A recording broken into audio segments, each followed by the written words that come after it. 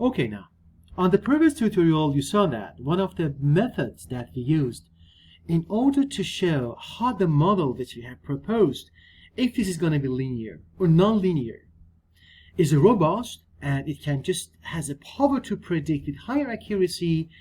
As you saw, we were just generating and simulating the data sets, which we see that if they are able to predict and simulate the exact same data sets that we started with.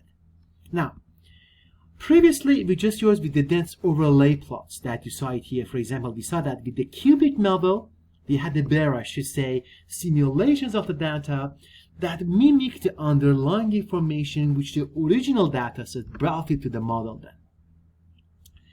Now, we are just going to approach the same problem, but from a different perspective, but also from a different representation of, let's say, of the exactness of the simulated data compared to the original true value of the data then. Okay. This one essentially is using the histogram, which we just call that method PPC, which stands for Posterior Predictive, I should say, check. And now we are just going to use, let's say, for example, the box plot and also the histogram for right now. But before we just go with the box plot, I'm just going to go ahead with the hist. With the histogram, you will see that in case sometimes if you just wonder what kind of arguments you have to just use, you can simply just press F1 and you get the help menu, which opens on the right corner of your RStudio below the global environment. You see that with the PPC hist, which comes with, I should say, with this model there, you will see that you have to start with the Y. But Y represents here what? As you saw from the previous, I should say, tutorials, Y here represents the true value of your response variable in the model. In the previous tutorials, we defined Y, which was, I'm just going to do that here again. If you join these tutorials from here, it was essentially the woman height of those, I should say, women. We stored that information into the Y. Then essentially when I come here to write the Y here, I do mean that I'm just taking the true values of my response variable in the Bayesian model which I have proposed. Okay, and also for the Y rep, which is a replication of my, I should say, true values which I had, the replication of the true values in my model came with two type of the objects that we created. One of them was essentially the woman posterior cube. So it was a woman posterior cube, and a woman posterior cube. The woman posterior, if you remember, it was essentially the distribution of the data, I should say, the predictive model of distributions, which they came all from a linear regression model in the Bayesian context, which we saw that here. It didn't produce a better result compared to, I should say, the quadratic or the cubic ones.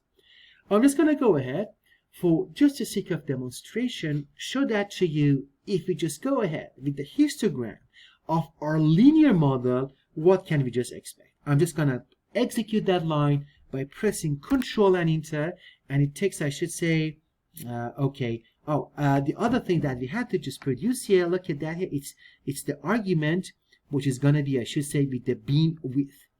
In order to do that, I'm just going to come here and write beam width. In order to show that, you can just come up with any data as you want. I'm just going to go ahead with the 20. Let me stop, I should say, the code from there. And I'm just going to go ahead and execute the code. And it takes a couple of seconds. Then we should see some, I should say, histogram charts of the true value and also the replication of our true value from the linear Bayesian model that we proposed. It takes a couple of seconds. You see that the stop, I should say, the red sign shows there, which shows that the code is being executed.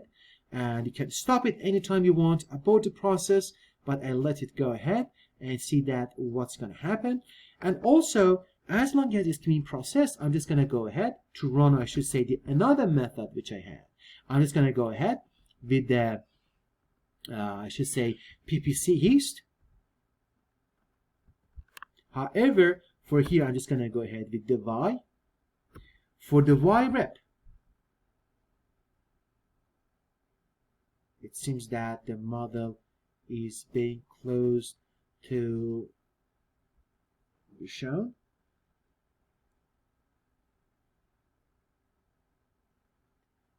Okay, it seems that we just took so many, I should say, of the data in our model.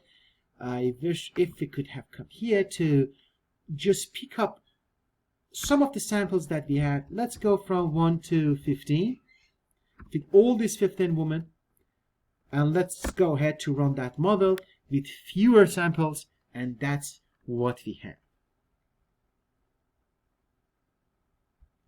Let's go. The 15 is not enough. Let's go with the 13 and let's run the model. You see that it takes comparatively fewer times in order to show the model.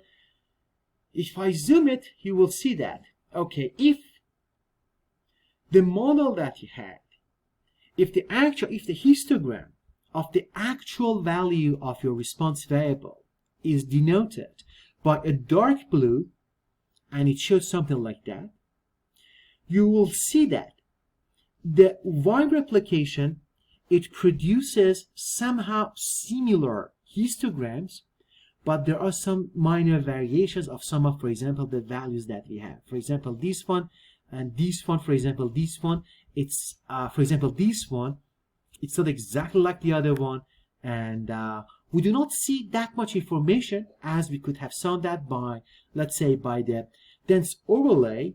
However, I'm just going to go ahead, does the same thing with the quadratic representations that we had, which we just stored that functions into the woman. Posterior Q, and I'm just going to go ahead with the win, I should say, with the win width, which shows that the width of, I should say, your histogram bars. And I'm just going to go ahead with something even fewer. I'm just going to go ahead with the 15. However, I know that I'm not going to run the whole, I should say, simulations, just from 1 to 30 for the whole 15 woman. Let's execute this code. And if I execute this code, I see that I can zoom that plot, see what has happened there. Okay, if we look at this one, we see that the dark blue represents the true value of the response variable that we just had in our Bayesian quadratic modeling. And the Y rep is represented by the bars, which is, I should say, in not as, I should say, dark as this one, but with the bright blue. We see that invariably with all these charts that we had, with all these 30 charts that we had, all of them somehow looks exactly as the same as the true value histogram which I have. Then as a result, I can come here and deduce this conclusion that the quadratic model in our Bayesian regression analysis has been able to produce a much closer, I should say, data when they were replicated compared to my true values of my response variable in my Bayesian model. You see that all the bright blues which I have somehow looks very similar like the copy of the darker blue one which I have. Then because the replication produced somehow that close, with that close similarity to the true values, then we can see that, okay, the model which we had proposed as a quadratic regression on the Bayesian framework has a better model compared to the linear one, which we tested that as, I should say, with another histogram, which essentially, we got to the same result when we were working with the dense overlay plots, and we got the same conclusion in the same context, in the previous context that we had. Okay, and now also you can do the same thing with the quadratic function. We see that we should not expect to see a big difference, as we noticed that when we were working with the dense overlay plots. I'm just going to with the Y rep, which is going to be, I should say, the woman. Posterior, with the cubic I want to go with the process. However, I'm just going to go ahead with the first, I should say, 30 with the first 30 draws and the sampling from the model. I'm going to go ahead with the beam width, which it shows that the width of the bars in my histogram. I'm just going to go ahead now. It doesn't make a difference with the 10, and I'm going to execute the line by pressing Control Enter, and it takes some time, and now there we have it. Okay. With the quadratic, I should say, formulation that you will see, with the cubic formulation that we had, you see that with the first 30, I should say, rows, we do not see much resemblance except for, I should say, the first few ones, but for the rest of it, we see that the high resemblance. But however, as you see, there are some more differences in terms of the replicated responses that we had compared to the true values of the predictors that we had, predictions that we had in our model.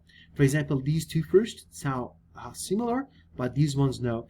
Then it seems that exactly as what we have seen in the quadratic model, the quadratic regression, as we have seen that based on, I should say, the dense overlay which it produced, is a very more realistic and more precise machinery in order to replicate our women's height from the same model. In the next tutorial, we're just going to come look at it from a different perspective. We'll look at a different, I should say, method to check that one. Then we just move on to other more advanced topics then. See you in the next tutorial.